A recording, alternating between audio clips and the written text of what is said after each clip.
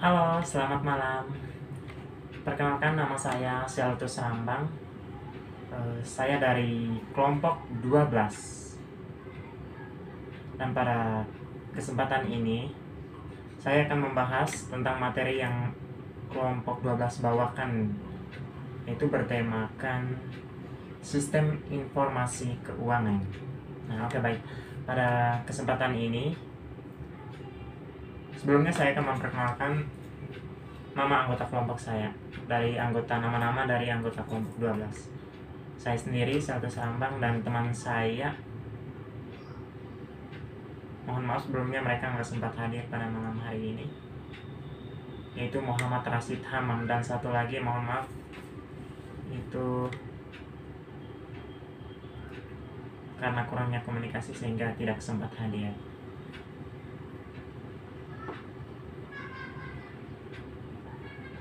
Tapi sebelum kita memulainya,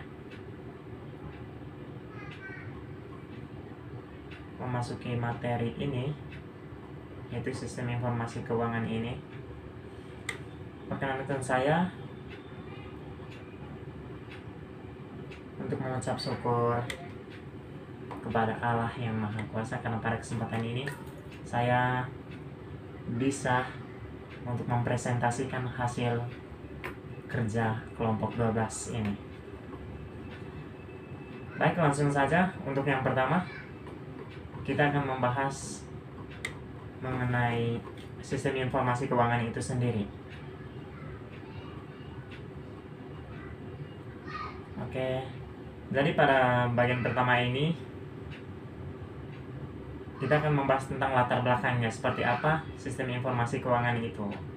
Baik, langsung saja di sini, yaitu latar belakang. Seiring dengan berkembangnya teknologi informasi di era modern ini, mengakibatkan segala sesuatu yang memungkinkan diatur secara teknologi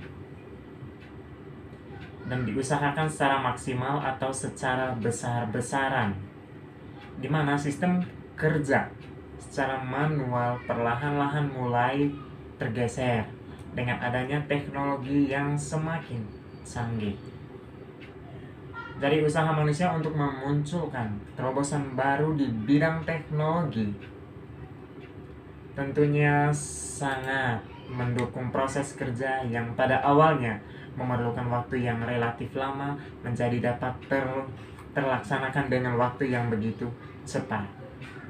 Dan bahkan dalam waktu yang cepat itu kita dapat menyelesaikan pekerjaan yang begitu banyak.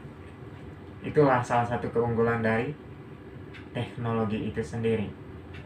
Baik, di sini kita akan menyajikan beberapa rumusan masalah dari teori ini, yaitu yang pertama,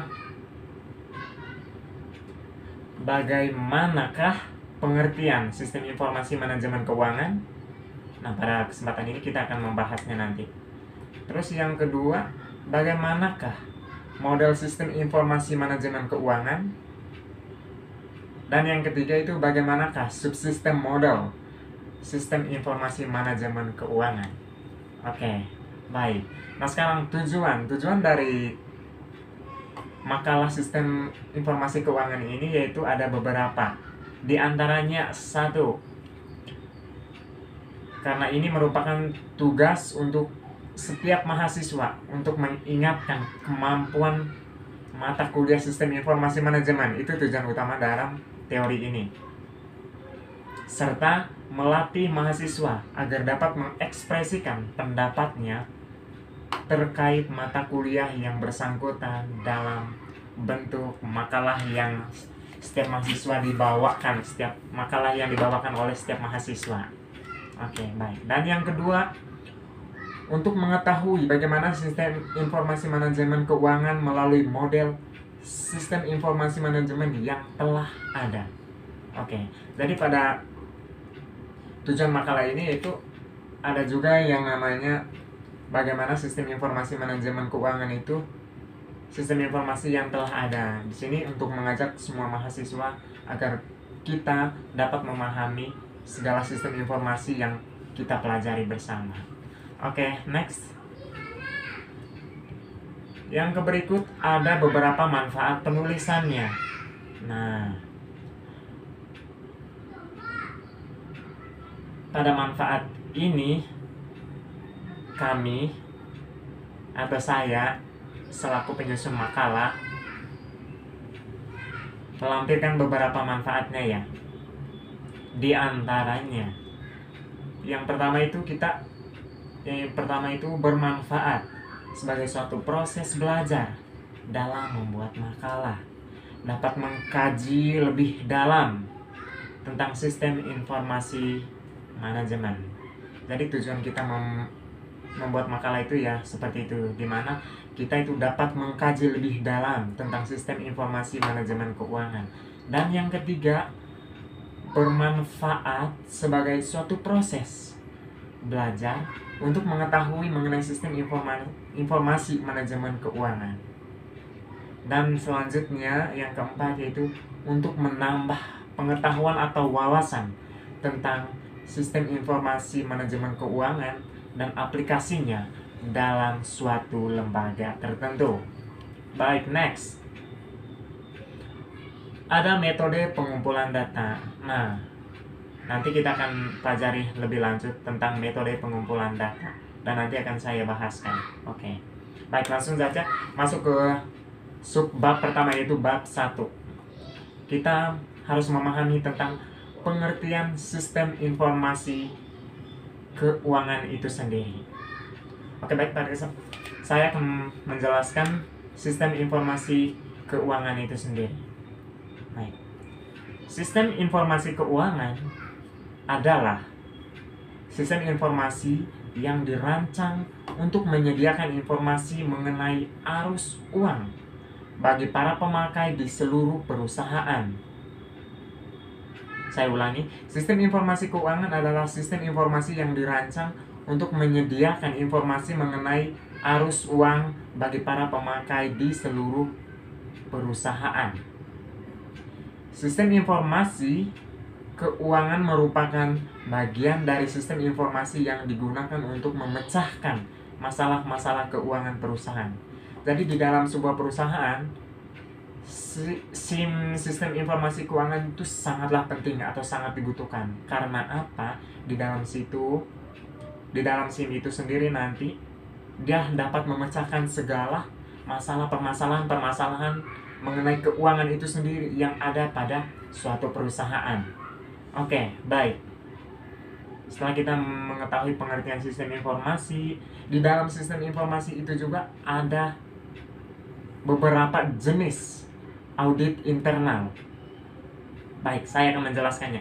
Jenis-jenis audit internal dibagi berdasarkan posisi audit dalam perusahaan yang ada, dan diantaranya adalah sebagai berikut. Yang pertama, audit keuangan. Masih ada kaitannya ya. Audit keuangan. Dan yang kedua, audit operasional. Oke, baik, saya akan membacakan.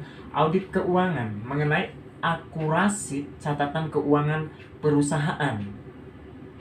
Nah, audit keuangan berarti menguji akurasi catatan keuangan perusahaan.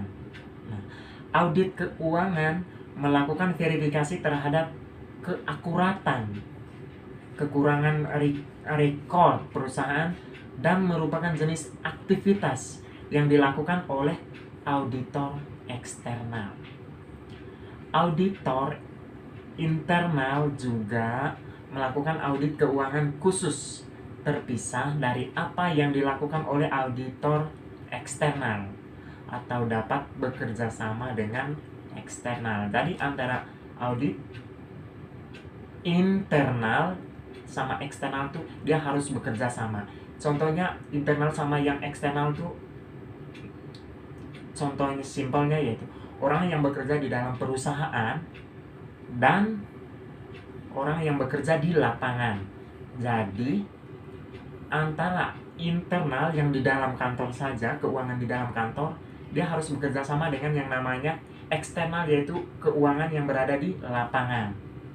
Nah, di mana dari keduanya itu dapat menentukan hasil kerja perusahaan yang maksimal. Oke, kurang lebih segitu. Yang kedua, audit operasional.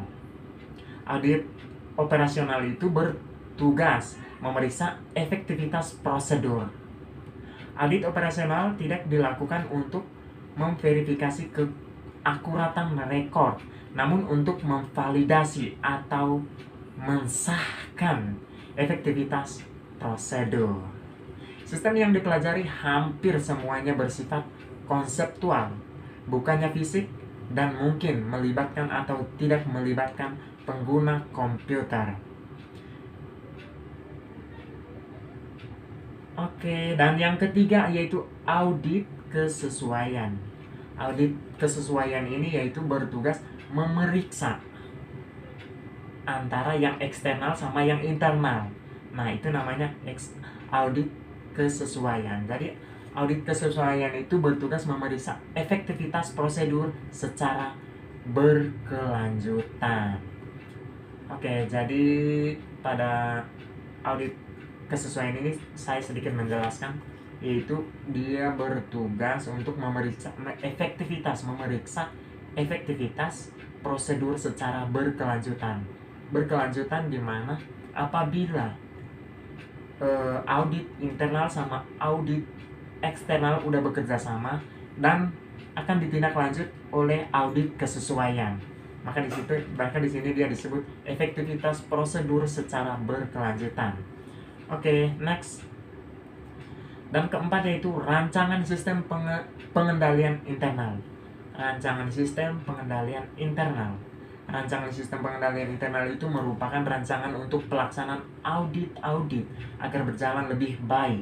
Auditor internal berpartisipasi aktif dalam pengembangan sistem. Oke, next.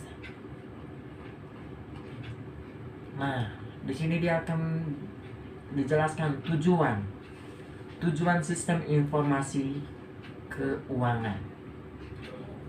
Langsung saja saya jelas, sistem informasi keuangan dikembangkan dengan tujuan antara lain: 1. Meningkatkan kualitas pelaporan keuangan agar akurat, tepat waktu, dan dapat dipertanggungjawabkan, yang mampu menghubungkan kantor subcare ke jenjang di atasnya.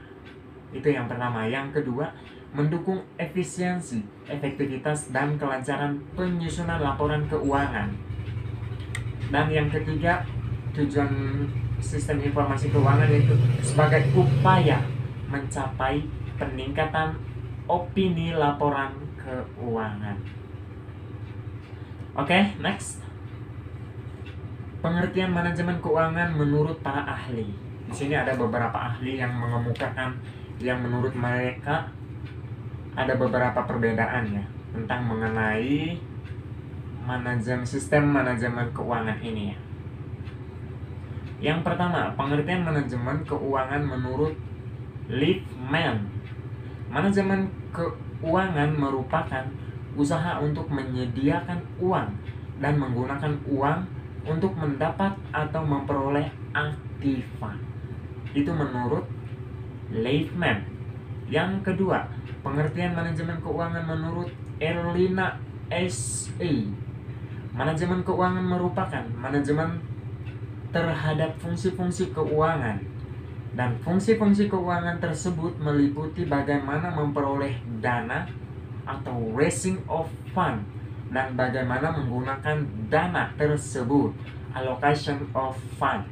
Oke, baik. Yang ketiga, pengertian manajemen keuangan menurut Depdiknas. Depdiknas itu artinya Departemen Pendidikan Nasional. Manajemen keuangan merupakan tindakan pengurusan atau ketatausahaan keuangan yang meliputi pencatatan, perencanaan, pelaksanaan, pertanggungjawaban, dan pelaporan.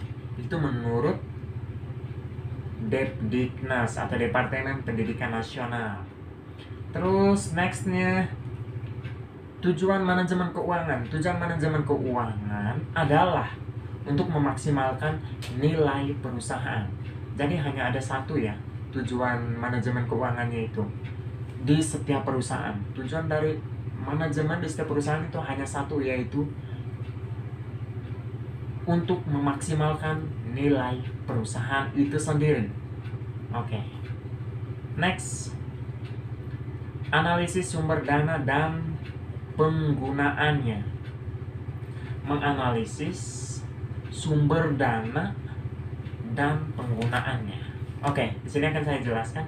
Analisis sumber dana atau analisis dana merupakan hal yang sangat penting bagi manajer keuangan, karena hal ini bermanfaat untuk mengetahui bagaimana dana digunakan dan asal perolehan dana tersebut. Oke, cukup jelas. Next, definisi perancangan sistem. Oke, definisi perancangan sistem. Jadi menurut Boards Jogianto 2005 bahwa perancangan sistem sebagai penggambaran, perencanaan dan pembuatan sketsa atau pengaturan atas beberapa elemen yang terpisah ke dalam suatu kesatuan yang utuh dan berfungsi. Oke, lanjut ke subbab berikut, yaitu bab 3. Kita akan lebih jelas membahasnya lebih dalam, yaitu bab 3, yaitu pembahasan. Oke, lanjut. Di sini akan saya jelas kembali definisi sistem informasi keuangan.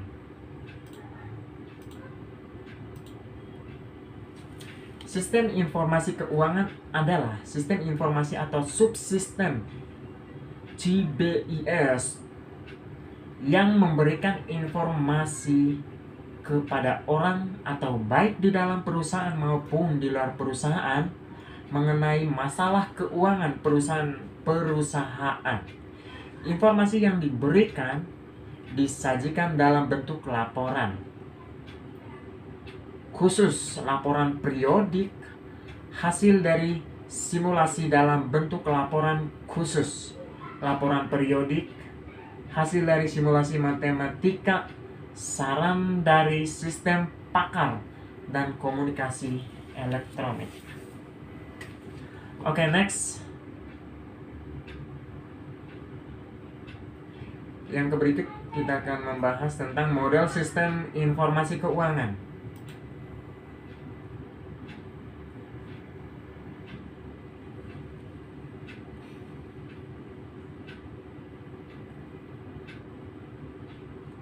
Sistem informasi keuangan. Sistem ini mempunyai pengaturan struktural yang sama dengan yang kita gunakan untuk sistem informasi pemasaran dan manufaktur.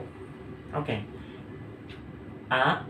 Komponen input sistem informasi terdiri dari subsistem audit internal, sistem informasi akuntansi, subsistem intelijen keuangan.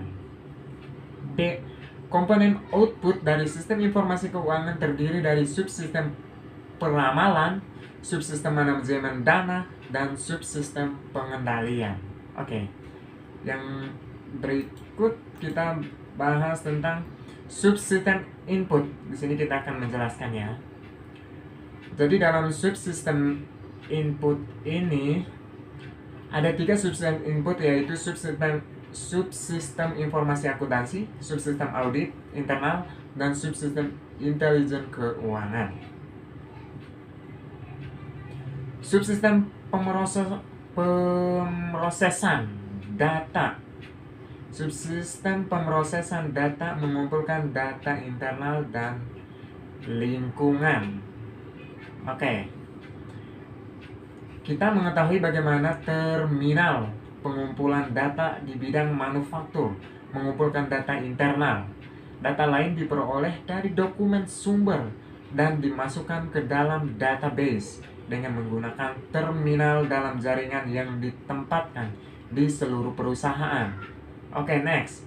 Sistem informasi akuntansi atau SIA merupakan bagian dari sistem informasi manajemen. Sistem informasi manajemen atau SIM digunakan oleh pihak manajemen dalam menjalankan bisnis perusahaan. Sehingga sistem informasi akuntansi dalam hal ini juga sebagai sumber informasi yang berguna dalam mencapai tujuan perusahaan yang terangkut dalam sistem informasi manajemen. Oke, next. Subsistem audit internal. Pengertian subsistem auditor adalah orang yang bertugas memeriksa catatan akuntansi untuk menguji kebenarannya. Itulah subsistem audit internal. Oke, next. Auditor itu dibagi menjadi dua jenis. Di antaranya auditor eksternal dan auditor internal. Nah, sebelumnya tadi kita udah menjelaskan orang internal sama eksternal, tapi tadi kita akan menjelaskannya, saya jelaskan keuangan internal sama keuangan eksternal antara orang yang di kantor sama dengan yang di lapangan. Ya, kurang lebih segitu. Nah, sekarang saya akan menjelaskan lagi tentang auditor eksternal. Auditor eksternal yaitu auditor yang bekerja untuk kantor. Nah, ini benar juga ini. Akuntansi publik biasanya terdapat pada perusahaan kecil. Auditor internal. Auditor yang dimiliki sendiri oleh perusahaan. Biasanya pada perusahaan besar dan memiliki auditor internal sendiri. Oke. Next. Selanjutnya kita membahas tentang subsistem output.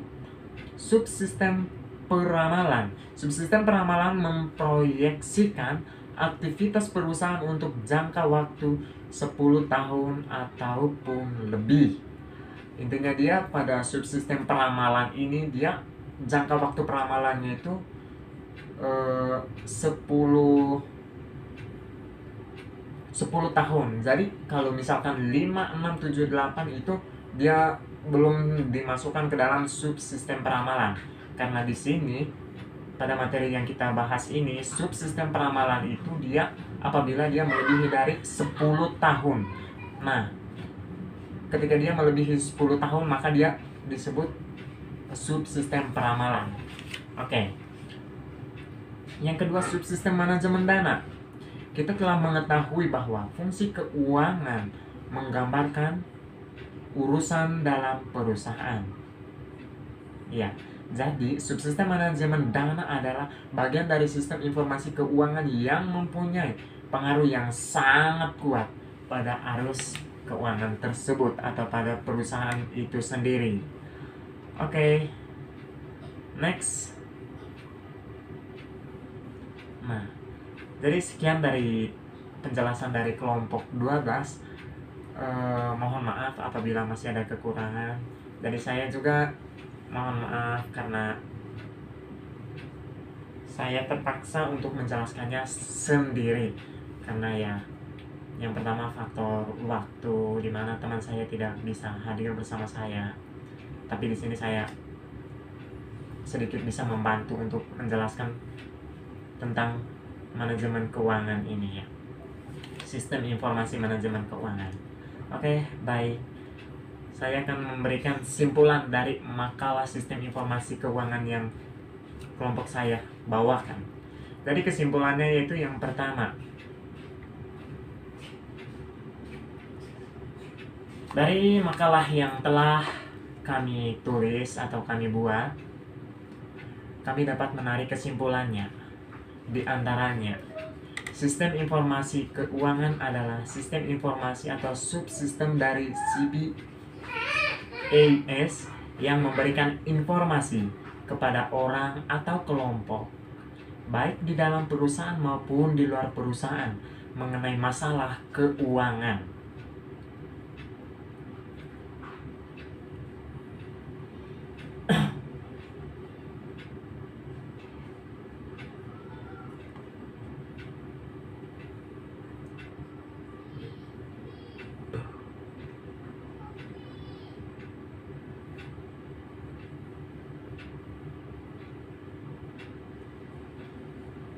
Dan informasi yang diberikan disajikan dalam bentuk laporan khusus.